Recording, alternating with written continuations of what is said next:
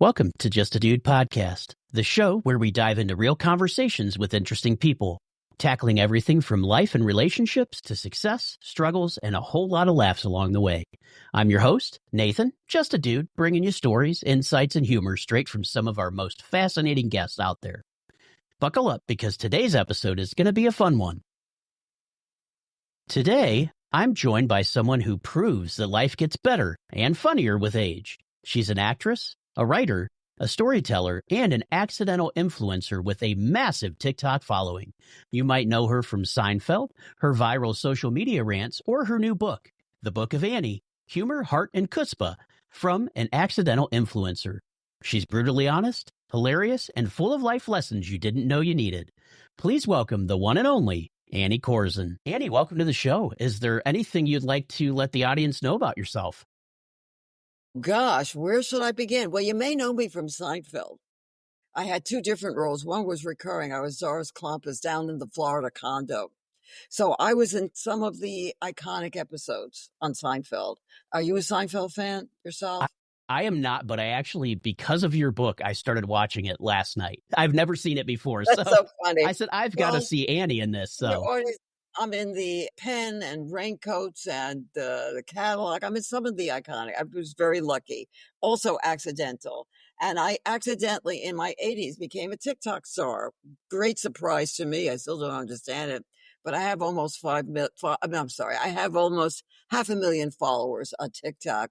And I've started a YouTube channel because a lot of people I realize it's not the same audience. The TikTokers tend to be younger. Yes. And YouTube and Facebook is really for real old people like me, for the grandparents on Facebook. But YouTube is for younger people. And so I don't know what to tell you. I'm a New Yorker who is exiled in Los Angeles. So I'm a big city girl, and Los Angeles is not a city in the way that New Yorkers think of it. So that's been a big adjustment. And I'm married to a Dane, so I have spent a lot of time in Denmark. I actually speak Danish, believe it or not. Well, yeah, So that's those amazing. are kind of the headlines. You tell me if there's anything more. And of course, the big thing is, of course, I'm forgetting. The reason I'm here is because I want people to know about my book. It's The Book of Annie, Humor, Heart, and Chutzpah from an accidental influencer. I'm called an influencer or grandfluencer, but it was totally accidental. I never expected this, but I'm not complaining. I'm enjoying it. Yeah, and that takes me to right into our first segment, Annie, is, how did that accident happen where you got into TikTok in your 80s? I've been an actor and a writer forever, and I do this thing called storytelling. I don't know if you've ever listened to The Moth, but I do storytelling. These are personal essays. And just before the lockdown, March 2020, I said to a 30-year-old friend, I wish I could find a larger audience for my stories. And she said, oh, you should be on TikTok. And I said, that's crazy. Who wants to see this old lady, on TikTok? She said, trust me, you will go viral. And we started then, and I went viral pretty soon. That was amazing. And one of the themes, by the way, of my book is always say, yeah, why not? You don't know what something is going to lead to. So I said, I think it's crazy, but yeah, why not? Let's try it. And it changed my life. Is history. And yeah, it was funny because there's one TikTok that you have on there, Annie, that I love, and I'll tell you why I love it. So I spent 13 years of my life as a police officer here in Ohio. And so donuts are a big cop thing, right? And your TikTok where you say, have you ever been to Krispy Kreme? Has it ever been crispy? I love that one because, it makes you think, why is it called Krispy Kreme? It's never crispy. It's not crispy, and it's not a real donut. No. But it's funny that you should mention that one because that's the one that made me a TikTok sensation. And I don't understand it to this day. That one clip has been repeated. Somebody wrote to me, they found it's been repeated like 1 billion times. Wow. And they call me the Krispy Kreme lady. But I'm not promoting Krispy Kreme. No, not at all. I'm criticizing it because it's a lie. It's not crispy. It is literally just one of those. The idea is supposed to be that the icing is crispy, but that's not what I call a crispy donut. No, because the funny thing is that you asked a common sense question about the name of a donut that it's not crispy. So that's what I loved about it. Well, I guess you and a couple of million other people. Yeah, exactly. I never expected that reaction to that. It was just an observation. which is what I do. I make observations about things in life and things in my personal life. And I think I'm old enough to have acquired some wisdom so that, and I've made enough mistakes and I've learned from my mistakes, which I think is important. I think mistakes are important. So Yes. I think I have something to offer just in terms of my, as I say, my acquired wisdom. Yeah. And your career has spanned different media, that Yeah. you've used, and now social media. So what are your thoughts kind of on social media and storytelling in the digital age? How has that changed, or has it helped? I still don't quite understand it. And I'm actually glad you asked that because there's been all this concern about TikTok maybe not lasting forever. I've just started a YouTube channel and I want people to know about that. I meant to mention that to you earlier. It's Annie Korzen videos on YouTube. And what I realize is it's a different audience. I It think I is. just said that, Yeah. that the TikTokers, the kids that stop me on the street and want to take a selfie, they're all in their 20s. They're my TikTok people. YouTube is older and Facebook, of course, is much older. So Yes. I'm still learning how to navigate these different things. I am not a social media expert and I don't use it except I do use Facebook, but for private, for friends Right. and business things. But I'm not somebody who sits there and scrolls through Instagram for hours. I don't do that. I binge on TV for hours instead. Yeah, and I got that from your book too, is that you love to watch television, and that's, one of the things that you do. And you've mentioned some shows in there that you watch. Like, I think one that stuck out to me was The Big Bang Theory, because I've watched that probably 100 times. Which one? Oh, The Big The Bang Big Theory. Bang Wasn't Theory. that Yeah, brilliant? I it love that show. was. Absolutely. And, I think one of the reasons too, Annie, that people resonate with you so much online is because of your authenticity. You don't come across as a person who's trying to get likes. You're just Annie. Yeah, I hear that word a lot. And actually, I sometimes as I say, when my fans stop me in the street, I say, "What? What are you, 20-year-old you? Why are you interested in 86-year-old me?" And that's the word they use. They use authenticity. And I think by that they mean that they know I'm honest, that I'm saying what I think. And maybe they feel they don't get that. They don't get it from politicians. Maybe they don't get it from their teachers or their parents or the press. And so I think they sense rightfully that I'm nothing if not honest. Yes. I do express myself honestly, and certain things I do not bring there because I want to create a place of harmony and sort of uplift. So I don't talk about politics. I don't talk about divide. I try not to Yeah. talk too much about divisive things. I want to be a place that everyone can come to. Yeah, and that's one of the great things about your TikTok, and not even that, but your book. And I want to talk specifically about your book, is just the stories and the lessons that you shared in there that I think so many of us can just relate to. And that's what, I thought was great, because I know, a lot of things like with relationships, you've had a lot of relationships throughout the years, especially to your husband, right, who you've been married to quite a long time. And I kind of We just related. had us. We married as strangers. It was a green card marriage, and now we've been together over 60 years.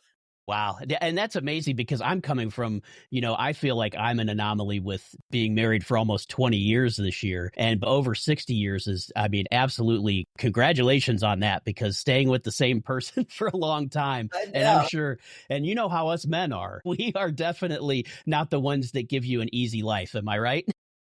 Well, that's true, but also I should admit I'm not so easy to live with either. I have to be honest about that. I am a bossy pants and I like things my way. I'm impatient and critical. So my husband is a little bit of a hero too, but I am as well. I put up with a lot. As a matter of fact, that's why I'm busy today because he messed up his green card application. I have to go with him and try and fix it and whatever. I Not gotcha. application, but renewal. Yes.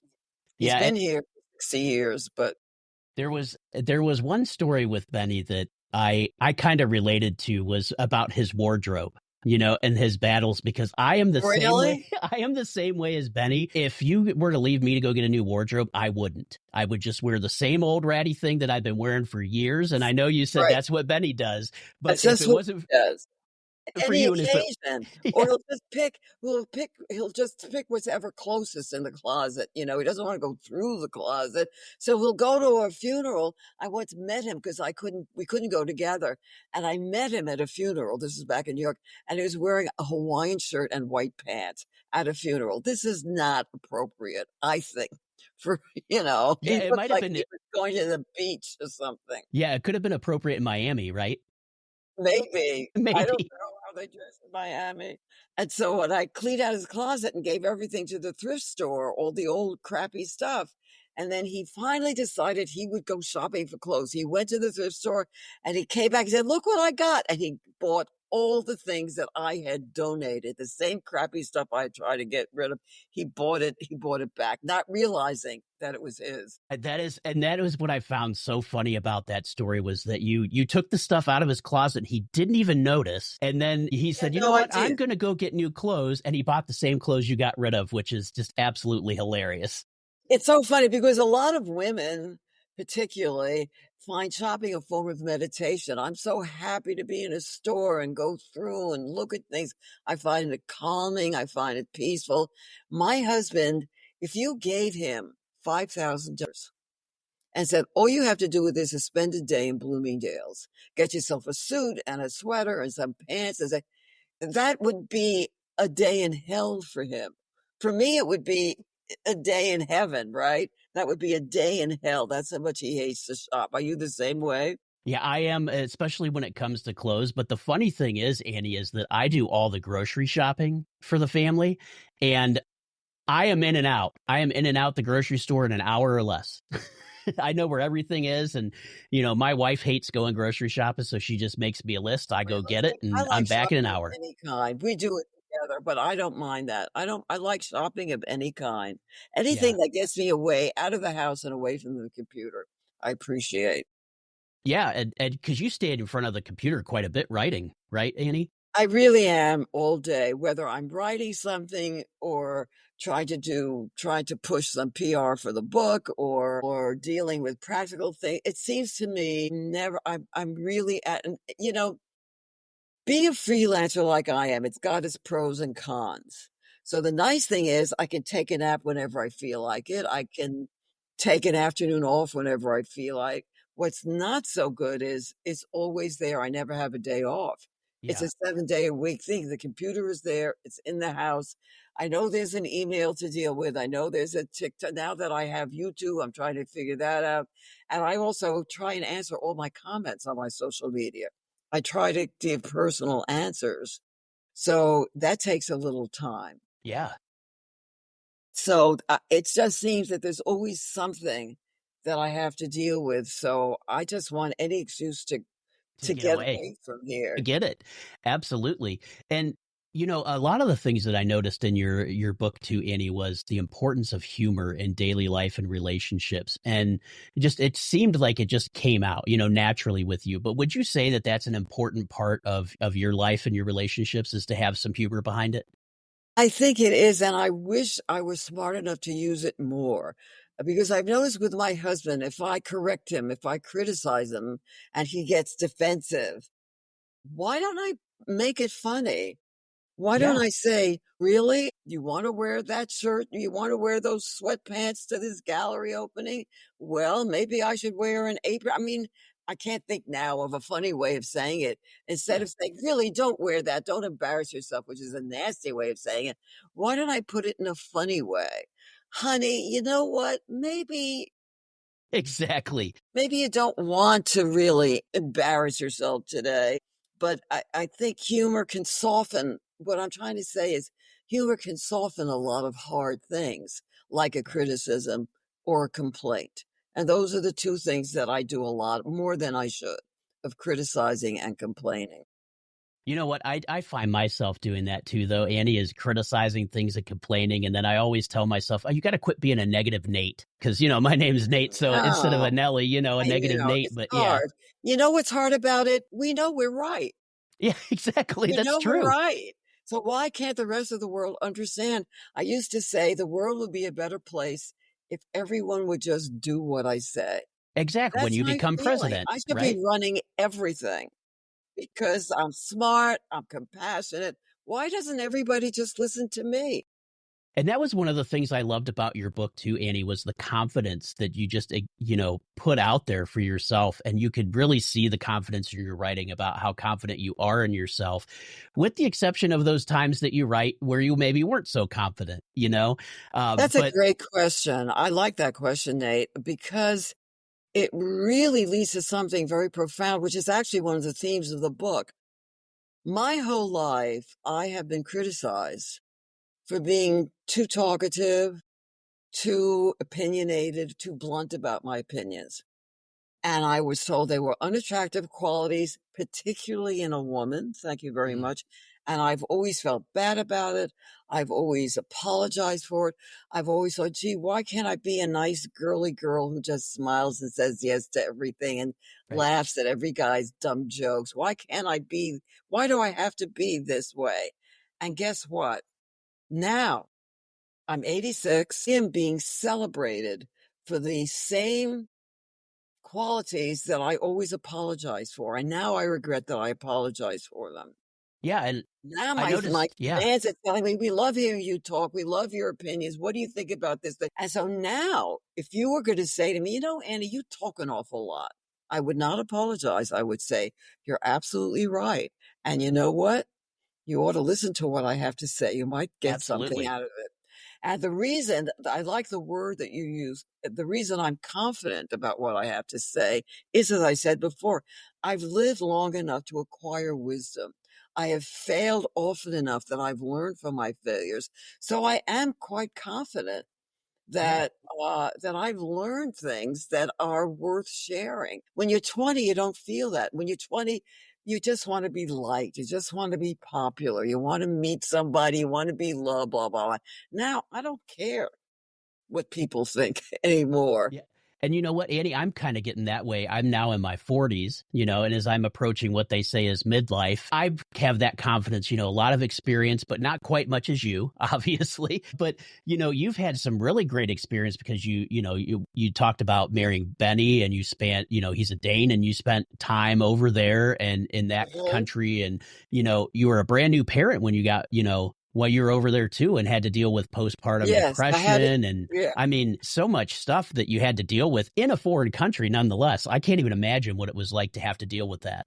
It was not easy, but a lot of things aren't easy, and then you grow out of them and you learn. But also, I guess I would say one of the themes of my book is when I was growing up in the Bronx, this was a blue collar neighborhood, mostly Jewish immigrants, mostly Eastern European Jewish immigrants, right? With the parents. And then me and my classmates, we were all first generation Americans. And in that enclave, the motto always was stick with your own kind, Hmm. because that came out of a fear of the other kind, right? And I was smart enough to pay no attention to that. And what I want to tell people is not only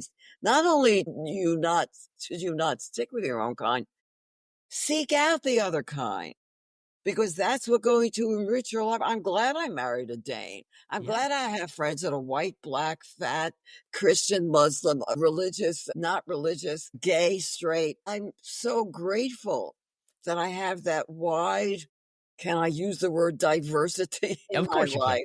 I think it's made my life richer and more interesting. And I'm so glad I got an opportunity to travel and see the world and see culture in other countries. I'm glad I'm not still living in the Bronx. That's for sure. Yeah, I could definitely get that from the book. I noticed when you went to Manhattan for I believe it was Manhattan for high school, right? And that's Yes, where and you that really opened got my yeah. eyes. I saw another world out there. And you actually intertwined with a whole bunch of different people, like you said, and I think that's what you said you liked New York City was the fact that I think you used, was it the parks? I think you used the parks as a great example of in New York City, both the rich and the poor use the parks, but in Los Angeles, it's mostly just the blue collar folks. That's right, because Los Angeles, people who are middle class and up, they're in their backyards at their pools or in their patios or stuff. In New York, you leave your hat. In New York, your apartment is really a place you sleep and you eat in, but the out the city is your living room. Hmm. So you go out and you go to Central Park. There's street musicians, there's a concert, there's stuff going on, there's all kinds of drama, and it's like there's theater on the streets, and you have public transportation. You probably don't. Do you have public transportation where We you do, live? but of course, everybody here drives their own car. Well, everybody Yeah. here in LA, of course, they drive their own car, and cars are the enemy of social communication. Oh, I have absolutely. a girlfriend who was sitting on the subway and she saw a guy across the aisle from her. He was reading a book that she had just finished. So she went up to him and they started talking about the book, and a year later they were married.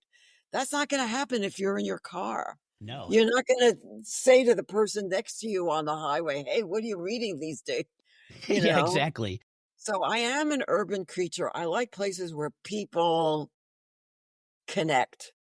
Yeah. And So I was live it? in a place in all of Los Angeles. I found the one area. I don't want to be too specific about that, Yeah. but I live in an area where I can leave my house and I can walk to the market, walk to a movie, walk to a restaurant. There are very few places in LA where you can do that.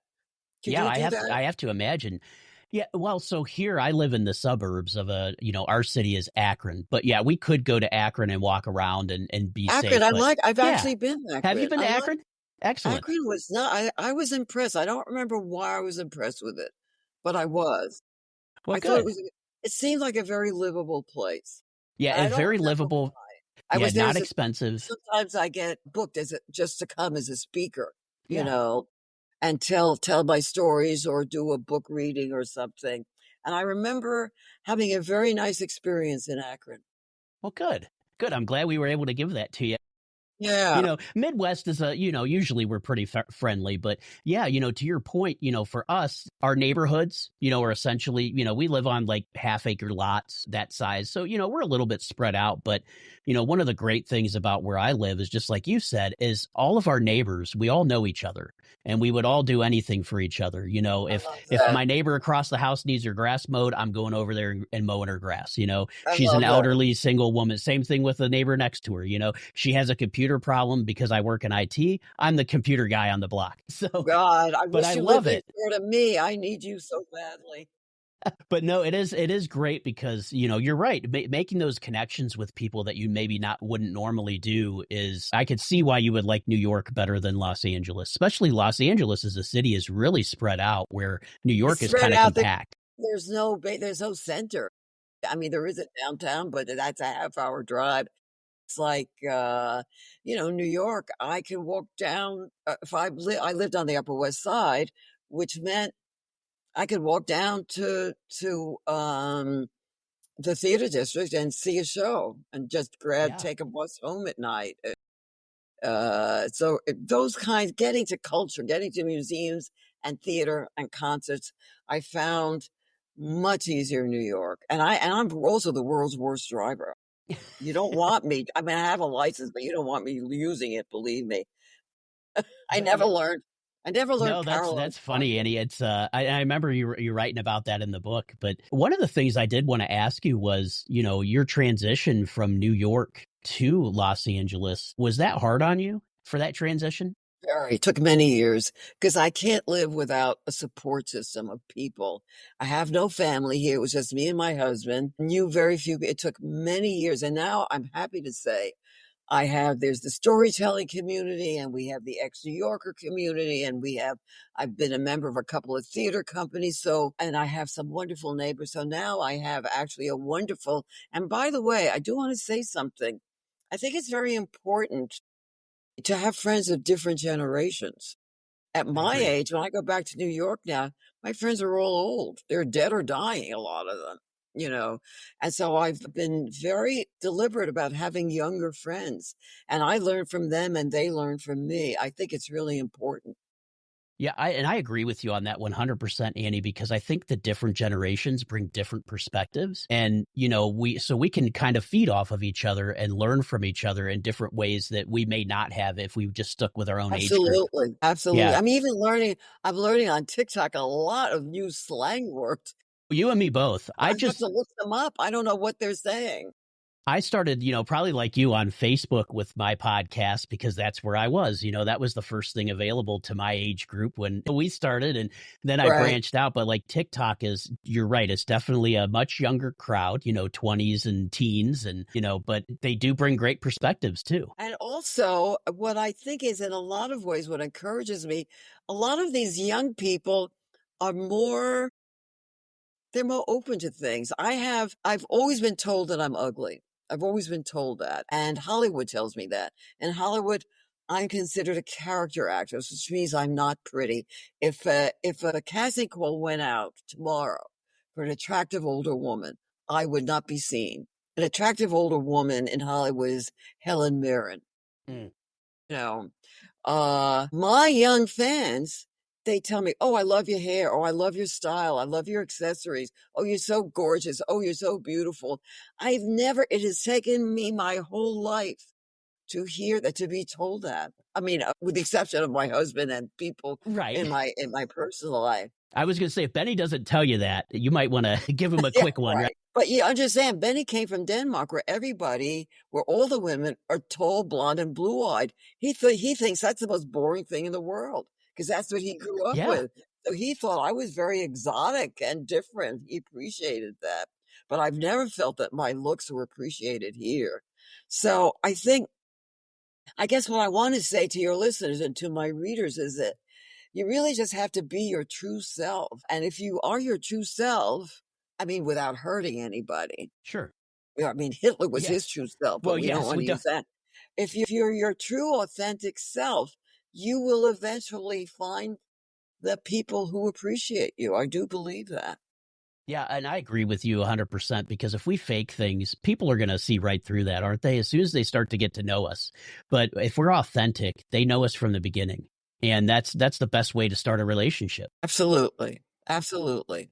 Excellent. Now, I wanted to ask you about the Geezer Years chapter where you kind of embraced aging with humor and grace. How has your aging experience been, Annie? Well, for the most part, it's been terrific. As I said, I'm 86. I'm really busier and more satisfied professionally now than I've ever been. I mean, I wish I'd had this much attention when I was your Right. age, because I've struggled all my life. I think I have something to say, and I never could find an outlet for it. And so I finally have. And of course, you have to stay healthy. So I've been fortunate in that.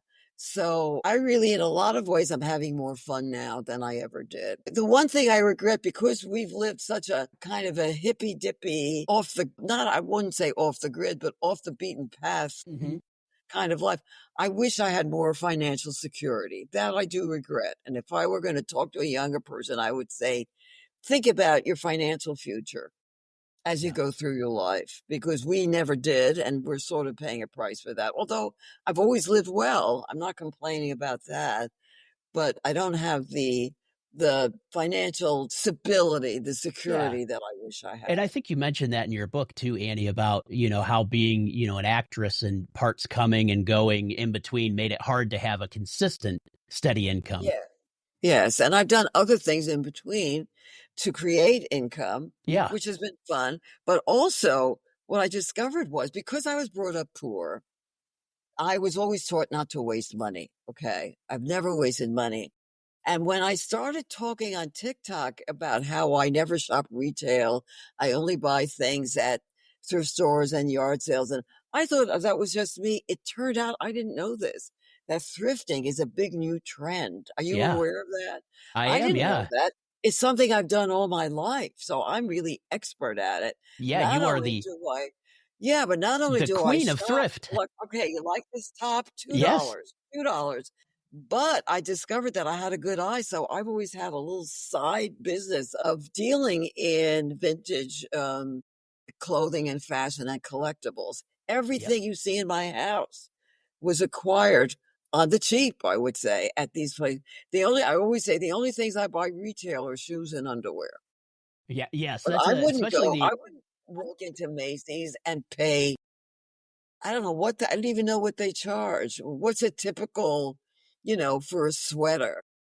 oh, yeah. I can't even, what, $50, $60? Probably Please, for a cheap more than one. that, if it's Yeah. cashmere, because I like Oh, yeah. No, cashmere. Cashmere is a couple of hundred.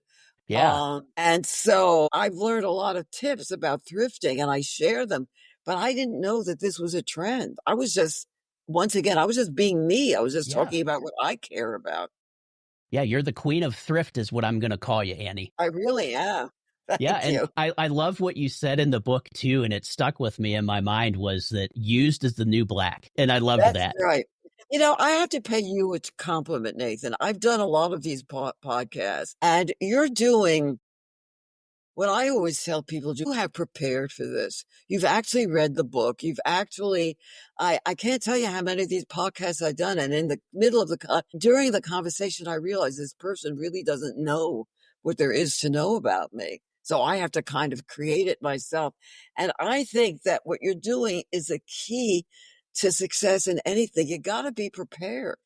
I agree Uh, with you, Annie. And I don't want, I don't want my guests to come on, right? You're spending all of your time, which you could be at the DMV right now, right? And you're spending your time to spend with me. So I could at least do you the courtesy of reading your book. You sent it to me, and doing the research, making sure I have everything outlined. And that's what I like to do for my I guests. appreciate that. And I'm going to give you another example of that. When people go like on, let's say, a job interview or a college interview or any kind of interview where you want to make a good impression, right? Most people, especially young people, they make the mistake of thinking that preparation means, what am I going to say? How am I going to present myself? What am I going to say about myself? That's not the key thing. The key thing is to research the person that you're going to meet, find out about them, and open with, gee, I read that article that you wrote about and I found it very interesting. I have a question about you. Talk about them the same way you've prepared to talk to me. And believe me, that opens a lot of doors So instead much. of going in and reading your resume to somebody. Yeah. And I Or will let's give say our, it's a college interview. Let me tell you why I want to go here because I found out that this school is historically blah, blah, blah, and that means a lot to me. Or, you know what I'm saying? yeah, and that's great advice for all of our listeners because when you related to a job interview, it's very good to go to a job interview prepared by knowing what does the company do, right? How long has the company been around? Exactly. The person that you're Exactly. interviewing, right, or And that's what can interviewing you you. offer? Yeah, I think you're doing this in a great way, but if I were here, I would might make a exactly. suggestion. But I'll tell you something funny, Nathan. You know who's really hear this? Men who are going out on dates. This is what Yeah, I hear from women over and over. Yeah, I met this guy. He seemed nice. We met for coffee, but he spent the whole time talking about himself. He never asked me anything about me. He never showed any interest in what I do. And so that's not somebody I really want to see again. And and I I don't blame hear them it for that. all the time, more Yeah. from women than from men, because women are more geared to making connections and showing interest in I don't know what that is, but anyway. And you know what? And men have a tendency to be very selfish. I hate to say that, but it just seems to be a very big tendency where we think of things of how is this affecting me? What am I going to do? What instead of saying, and luckily I've been married long enough to know that it's not about me. And I try to make, for my wife's sake, I try to make everything about her. And I like to know everything that happens in her life. And if I could give any advice to the listeners is show that you do actually have some type of interest in the person you're talking with. Let them talk. Absolutely. Absolutely. I always, when I hear what girls want, what they're looking for in a partner, we had to like this. And yet I always say, you don't want a clone. He doesn't have to. My husband and I have very little in common on the surface. We don't like Mhm. the same food. We don't like the same TV shows. We're not as interested, as I say, in dressing or certain things. I like to go out. He likes it. But my husband is as interested in my career as I am, or maybe even more so, and vice versa. So I know I have a backup there. I know I have a Yep. team, I have a partner. I did a show, I did a play here in LA. It ran for a couple of months. Then he never missed a performance. He came to every performance. You have to show up for the other person. Absolutely. And a lot of families in America, I think it's changing now with your generation. But in my generation, the family was always about the father's job and Yep. everything else was secondary to that. And that's got to change. No, I agree with you 100%, especially if you have a family and you have children. The family needs to come first. and your spouse, your children, you've got to find that time for them, because guess what? At the end of the day, a job is a job. I mean, the job could drop you in a heartbeat, but your family's there forever. Yeah, I agree. Annie, are you ready for some rapid fire questions? Yes. Okay. So these are just some fun questions that I brought up. No overthinking, just the first thing that comes to mind. But what's the weirdest or most unexpected compliment you've ever received? An answer for that. All right. It was a comment on TikTok. This person wrote in, "Do not understand why I relate so profoundly to a Jewish American woman in her 80s. I am a 16-year-old Afghan boy." That just actually brought tears to my eyes. But that was, I would say, that's probably the greatest compliment I've ever received. Yeah, definitely unexpected, right, Annie? Totally. Awesome. All right, next question. If you could give your 30-year-old self one piece of advice, what would it be? Stop apologizing. I agree with you. I think, you saying how everybody treated you when you were younger and you apologized for that. And it's so nice to see that you're not being treated that way anymore, because I truly believe, hopefully the times have changed, because I do remember too, in your book, Annie, you said there was a few times that some directors told you were too Jewish, right? For a Jewish part. Yeah, so I get that all the time. Oh yeah. I'm like, how can you be too Jewish? I mean, how can you be too anything? I know. Next question. All right, next question. What is the most ridiculous trend, if any, you've ever participated in? I might have to think about that. Most ridiculous trend. I tend not to go for trends, and that's going to be hard. And if you haven't done any, that's fine too. About that one. I'm so sorry you caught me off guard. No, that's fine, because who knows? Maybe you haven't done one. I tend, as I say, to be a little bit of a maverick, so I'm not sure there are trends. And that's fine. That's perfect. I'm kind of cynical about trends, so I don't think I follow trends. I'll probably think of one as soon as we stop today. Yeah, as soon as we disconnect, right? But, all right. So here's one that I know I wrote before. Well, I know what. Well, it wasn't a trend, but when I gave birth, the reason I had a severe postpartum depression is because I wanted to do what we were told was the right way to do everything. And I was unable to have natural childbirth. I was unable to breastfeed. So I had a nervous breakdown. I thought I was a failure and the worst mother that ever lived, because I believed what I was told was the right thing to do. Yeah, and there's everybody lots used to of say, ways to be a mom. There's lots of ways. if you don't breastfeed, your child won't be as intelligent, or if you have, all those old fables, right? Yeah, right. Which, as you've seen with your son, Jonathan, that that's not the case. Exactly. Certainly, it's far from the case. And we have a great relationship too. I ended up being a great mother, but because I wasn't following the prescribed formulas, I felt that I was a failure. So, okay. No, that's great. And thanks for bringing that up, Annie. All right. And I know this is one that you would not be a fan of, but if you were to be stuck in an elevator, which I know you don't like enclosed spaces, one celebrity, dead or alive. I was thinking about this one. Yeah. It's going to sound silly. I think it would probably be the Dalai Lama. Yeah? I'm fascinated by him, how he's lived his life, how he seems to project joy and contentment and laughter. And I would just, I think it would be an honor to spend some time with somebody like that. Yeah, I love that. That's a great answer, because you're absolutely right. I think with the message you're trying to get across on your social media and even with your book and being positive, that makes sense.